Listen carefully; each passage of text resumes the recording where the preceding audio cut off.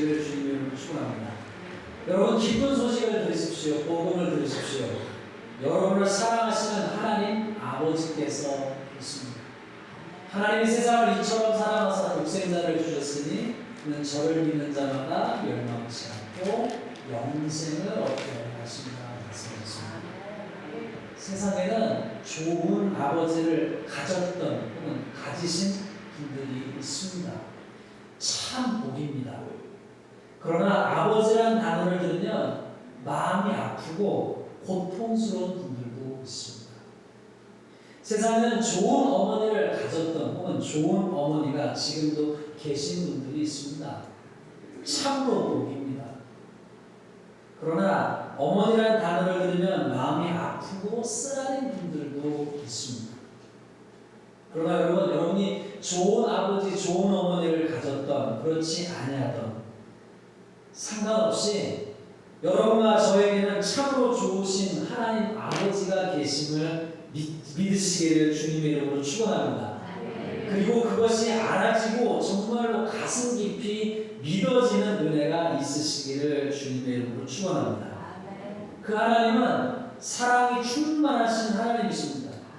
그 하나님이 성경에 따르면 인류를 창조하셨다고 말씀하셨습니다. 그 하나님은 하나님의 피조물인 인류가 사람들이 우리가 참으로 하나님 안에서 복된 존재가 되기를 원하셨습니다. 그런데 성경이 말하기를 인간 세상에는 인간 우리 안에 있는 죄와 욕심으로 인해 이 세상에 많은 아픔과 파괴가 찾아왔음을 말하고 있습니다. 우리 인간은 마음과 생각이 원하는 것을 쫓아서 욕심과 정욕을 쫓아 살아가는데 하나님은 그렇게 어긋난 우리의 삶에 회복을 주시기를 원하셨습니다. 하나님 우리의 삶이 참된 열매가 가득 찬 삶을 살기를 원하십니다. 그래서 그것을 위해서 우리에게 말씀이신 예수님을 보내주시고 또 구약을 통해서 신약의 말씀을 통해서 우리에게 말씀을 주셨습니다. 한 목사님은 설명하시기를 하나님께서 우리에게 말씀을 주신 이유를 신명기 말씀을 통해서 하나님을 위해서 말씀을 주신 것이 아니라 하나님 자신을 위해서 말씀을 기록하신 것이 아니라 우리의 유익을 위해서 말씀을 주셨다고 말씀하셨습니다. 죄와 정욕을 따라가는 삶이 아니라 우리가 성령님을 쫓아가는 삶, 말씀을 쫓아가는 삶이 되기를 원하셨습니다. 성령님을 통해서 성령님이란 하나님의 영이시고 성령님은 우리를 도와주시는 분이십니다. 여러분 저랑 따라해 보십시다. 성령님, 나를 우리를 도와주옵소서. 성령님이 우리를 도와주셔야 됩니다. 성령님이 우리를 도와주셔야 됩니다. 성령님이 목회자를 도와주셔야 됩니다. 성령님이 모든 성도님들, 장로님들, 권사님들, 집사님들을 도와주셔야 됩니다. 성령님의 도움을 받아 말씀을 쫓아 살아야 우리에게 말씀을 살도록 말씀을 풍성하게 해주셨는데 우리의 문제는 무엇일까요? 오늘 본문 말씀을 다시 들어보십시오. 제가 대표해서 다시 읽어보겠습니다. 너희는 말씀을 행하는 자가 되고 듣기만 하여 자신을 속이는 자가 되지 마라. 누구든지 말씀을 듣고 행하지 아니하면 그는 거울로 자신의 생긴 얼굴을 보는 사람 같아서 제 자신을 보고 가서 그 모습이 어떠했는지를 곧 잊어버리거니와 자유롭게 하는 온전한 율법을 들여다보고 있는 자는 듣고 잊어버리는 자가 아니요 실천하는 자니 이 사람은 그 행하는 일에 복을 받으리라. 주님은 예수님의 동생이셨던 야고보 사도를 통해서 말씀하십니다. 말씀을 듣기만 하지 말고 말씀을 듣고 행하는 자가 말씀을 듣고 행하는 자, 말씀을 듣고 실천하는 자가 그 행하는 일에 복을 받으리라. 그런데 가만히 생각해 보면 이런 말씀은 야고보 사도만의 말씀은 아니었습니다. 예수님도 친히 말씀하셨습니다. 그러므로 누구든지 나의 이 말을 듣고 행하는 자는 그 집을 반석 위에 지은 지혜로운 사람 같으니 비가 내리고 창수가 나고 바람이 불어 그 집에 부딪히되 무너지지 아니하니 이는 주추를 반석 위에 놓은 까닭이요 나의 이 말을 듣고 행하지 아니하는 자는 그 집을 모래위에 지은 어리석은 사람 같으리니 비가 내리고 창수가 나고 바람이 불어 그 집에 부딪히매 무너져 내림이 무너짐이 심하니라. 예수님께서는 또한 이렇게 말씀하셨습니다. 어떻게 해야 영생을 얻을 수 있습니까? 라고 물은 부자 가론에게 선한 사마리아인이라고 하는 비유를 말씀해 주시고 끝에 가서 이렇게 말씀하셨어요. 너도 가서 이와 같이 하라. 너도 가서 그와 같이 하라고 말씀하셨어요. 야고보 사도는 말씀합니다. 행함 없는 믿음은 죽은 믿음이다.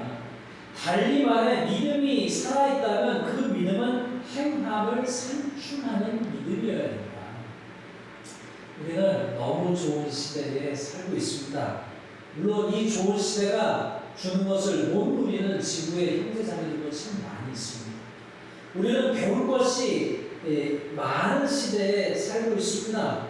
더해 우리는 말씀이 넘치는 시대에 살고 있습니다. 성경을 너무 쉽게 우리 주변에서 구할 수 있고 성경을 설교하는 많은 목사님들, 선교사님들, 통신도 설교자분들의 말씀이 넘치는 시대에 살고 있습니다. 정말로 말씀과 설교가 넘쳐나는 시대입니다. 홈페이지를 통해서, 유튜브를 통해서, 팟캐스트를 통해서, 라디오를 통해서, TV를 통해서 너무 좋은 말씀이 넘쳐나는 시대입니다. 그런데 문제는 무엇입니까? 모두가 그런 것은 아니에요. 다 그렇다는 얘기는 아닙니다. 그러나 때때로 우리는 이러기가 너무 쉽습니다. 말씀을 듣고 또 듣고 마치 어떤 자료를 수집하는 것처럼 말씀을 듣고 또 듣고 혹은 듣고 감동은 맞습니다. 눈물을 흘립니다. 마음이 뭔가 이렇게 감동이 됩니다. 근데 거기서 멈춥니다. 말씀을 듣고 지적으로는 끄덕끄덕 거립니다. 지적 동의만 하고 거기서 멈추는 경우. 우리에게 정말로 필요한 것은 무엇입니까? 말씀을 들음의 끝은 무엇이 되어야 할까요? 예수님의 말씀처럼 사도 야고보의 말씀처럼 말씀을 듣고 행하는 것 아니겠습니까? 말씀을 듣고 행해야 정말로 예수님이 약속하신 변화의 삶, 열매의 삶이 많이 일어나지 않겠습니까? 여러분께 묻겠습니다. 여러분 말씀을 듣고 행하는 것이 잘 되십니까? 오늘도 이 말씀을 들으시면서 내가 이 말씀을 듣고 뭔가를 해야지라고 하는 결심으로 말씀을 듣기로 작정하셨습니까? 예수님은 말씀을 듣고 행하면 반석 위에 집을 짓는 것이라고 하셨고 구약에서 주님의 말씀을 너희의 유익을 위해서 주셨다 하셨고 야고보 사도는 말씀을 듣고 행하면 복이 있으리라 하셨는데 여러분 옆에 사람에게 물어보세요. 잘 되십니까? 여러분 어떠세요? 잘 되세요? 왜 말씀을 듣고 행하는 것이 잘 안 될까요? 여러 가지 이유가 있겠죠. 우선은 오늘 내가 말씀을 듣고 아까 말씀드린 것처럼 내가 말씀을 듣고 그 말씀대로 반드시 해야겠다라고 하는 결심이 부족해서일 수도 있겠죠. 그런데 다른 이유는 없을까요? 여러 가지 이유가 있을 것입니다. 성경적으로 여러 가지 이유가 있을 것입니다. 인간적으로도 여러 가지가 이유가 있을 것입니다. 어떻게 하면 우리는 주님의 말씀을 행하며 살 수 있을까요? 조승현이라고 하는 작가와 장도선이라고 하는 뇌를 연구하는 박사 두 분이 대담한 동영상이 있습니다. 그 두 사람이 세상에서 성공하는 사람들의 뇌가 사고방식이, 마음가짐이 어떻게 다른가를 두 사람이 얘기를 했어요. 그러면서 그 두 분이 세 가지를 꼽았습니다. 성공하는 사람들의 뇌가 이 세상에서 살면서 많은 것을 생산해내는 사람들의 뇌가 어떻게 다른지, 사고방식이 어떻게 다른지, 마음이 어떻게 다른지 얘기하면서 세 가지를 얘기했어요. 첫 번째는 절제력이 있더라. 두 번째는 행동력이 있더라. 세 번째는 이성적이더라. 무슨 말인가 정도 들어봤어요. 성공적인 삶을 살기 위해서, 탁월한 삶을 살기 위해서는 절제력. 첫 번째는 충동을 억제하고 목표에 집중하는 절제력이 있어야 하고, 그 다음에는 무엇보다 자기가 결심한 것을 행동할 수 있는 실천력과 실행력이 필요하고, 마지막으로는 몸이 안 좋고 I don't feel good. 내 뭐 기분이 안 좋고 뭐 그럴 때 그런 것과 상관없이 눈이 오나 비가 오나 본인이 하기로 한 것을 상관없이 환경과 상황과 상관없이 계속 꾸준히 할 수 있는 이성적인 능력이 필요하다 하였습니다. 두 분이 하는 얘기를 좀 더 듣다 보니까 절제력, 이성적 능력 다 중요하지만 결정적으로 성공적인 삶을 사는 이들의 결정적인 요소는 행동력에 있다는 것에 동의합니다. 그런데 왜 사람들이 어떤 변화를 위해서 듣게 된 것, 알게 된 것, 들은 것을 행동하지, 실천하지, 실행하지 못할까요? 달리 말해서 열매 맺는 삶, 생산적인 삶, 주님이 약속하신 말씀에서 약속하신 삶을 살기 위한 실행력을 방해하는 요소는 무엇일까요? 행동이 안 되는 이유가 무엇일까요? 여러 가지 답이 있을 수 있겠지만 성경의 답을 생각해보고 오늘 그 중에 한 가지만 먼저 생각해보면 이 말씀이 생각납니다. 무릇 지킬 만한 것보다 더 내 마음을 지키라. 생명의 근원이 이에서 납니다. 우리는 우리의 마음이 상하면, 우리 마음이 흔들리면, 우리 마음이 뭔가에 뺏기면 무언가를 실천하고 실행하고 행하는 것이 잘 안 됩니다. 오늘 세계 곳곳에서는 전쟁이 일어나고 있는 것처럼 우리의 마음도 매일매일 전쟁이 일어나기도 합니다. 얼마나 많은 사람들이 부정적인 생각의 고통을 받고 있을까요? 얼마나 많은 사람들이 부정적인 감정에 고통을 받고 있을까요? 우리가 가만히 있어도 우리에게는 부정적인 생각이 끊임없이 일어나고 합니다. 두려움과 염려와 근심과 공포가 일어납니다. 가만히 있어도 우리에게 쌓였던 부정적인 경험들이 부정적인 감정을 강화시켜서 때때로 문득문득 올라오는 부정적인 감정이 우리의 마음을 흡혀먹기도 합니다. 그래서 성경이 말씀합니다. 마음을 지키는 것이 중요하다. 생명의 근원이 이에서 난다. 생각을 지키는 것이 중요하다. 성경에는 반복해서 말씀합니다. 두려워하지 말아라. 염려하지 말아라. 성경은 반복해서 말씀합니다. 믿음의 생각을 갖는 것이 중요함을 말씀합니다. 오늘 주제에서 너무나 벗어날 수 있으니까 다음번에 어떻게 긍정적인 생각을, 어떻게 믿음의 생각을, 믿음의 감정을 강화할 수 있는지 함께 생각해 볼 수 있는 기회가 있었으면 좋겠습니다. 실천을 못하는 또 다른 이유는 무엇이 있습니까? 많은 사람들이 마음을 먹는데 실천하지 못하는 또 하나의 이유 중에 하나는 완벽주의 때문이지 않을까 싶습니다. 때로 우리는 너무나 잘하려고 합니다. 때로 우리는 너무나 완벽하려고 해요. 때로는 우리는 너무 다른 사람들을 신경 씁니다. 그리고 때로 우리는 너무나 기준을 높게 잡습니다. 그리고는요, 안 합니다. 그러면 어떻게 우리는 말씀을 듣고 행하는 자가 될 수 있을까요? 마태복음 7장의 말씀을, 예수님의 말씀을 영어로 번역된 말씀을 보면 좀 새로운 느낌이 납니다. 아까 말씀하신 주님의 말씀을 듣고 행하는 자는 반석 위에 집을 지은 자와 같다라고 말씀하셨는데 그곳에 영어 번역은 이렇게 되어 있습니다. Therefore, everyone who hears those words of mine and put them into practice.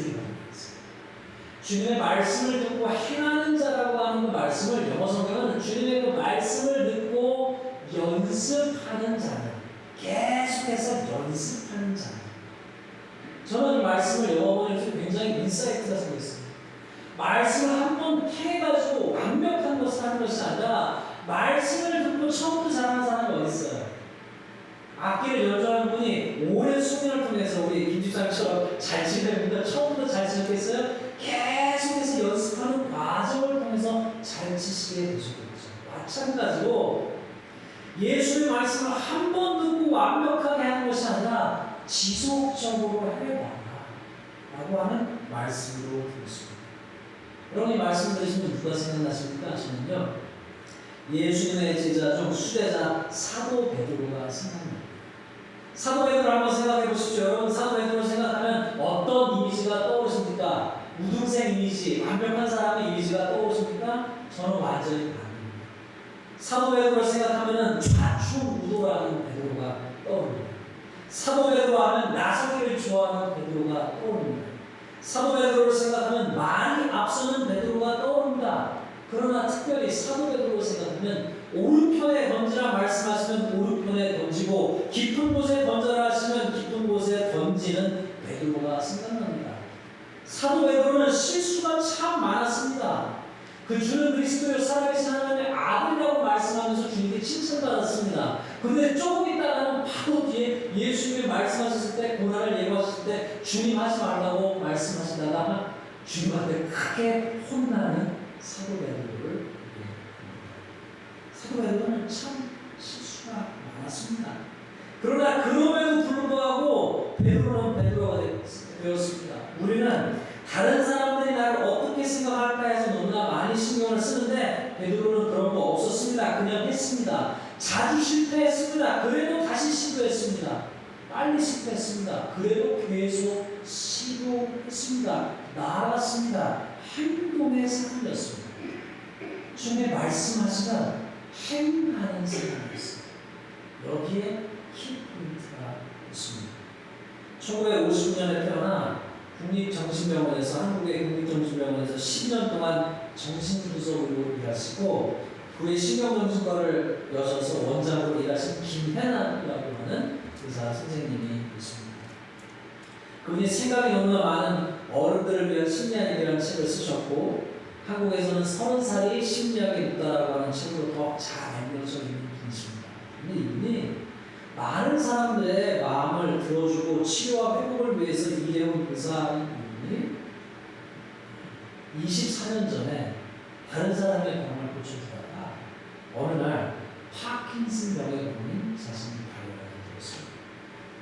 파킨슨병에 걸려서 24년의 시간이 흐르면서 이분이 본인의 책에서 이런 고백을 합니다.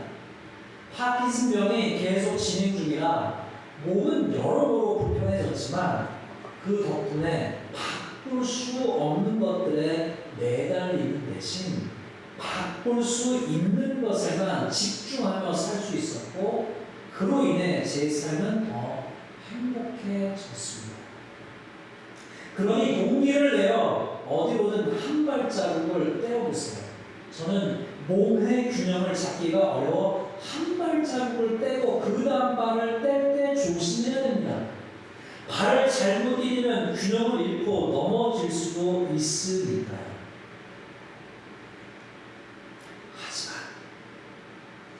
좀 넘어지면 어떻습니까? 상처난 데에는 약을 발라주면 될 일입니다. 그래서 저는 일어나 또 한 발자국을 뗍니다. 세상을 좀 더 알고 싶고 그 안에 있는 삶의 경이로움과 재미를 놓치고 싶지 않기 때문입니다.